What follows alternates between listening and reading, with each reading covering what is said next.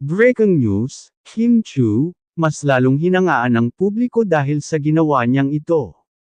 Hindi na talaga mapipigilan ang ningning ni Kim Chu, mula sa pagiging primetime princess hanggang sa pagiging isang huwarang inspirasyon sa totoong buhay. Kamakailan lang, mas lalong hinangaan si Kim matapos niyang gumawa ng isang makabuluhang hakbang na agad nag-viral sa social media.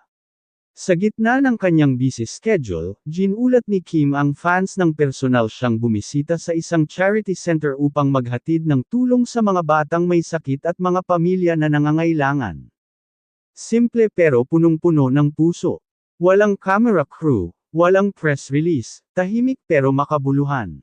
Isang volunteer staff ang nag-post ng larawan ni Kim habang abalang namimigay ng pagkain, gamot, at laruan.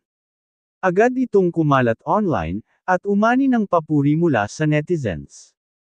Hindi lang siya maganda sa labas, kundi pati sa puso, wika ng isang fan. She didn't do it for fame. She did it out of love, dagdag pa ng isa.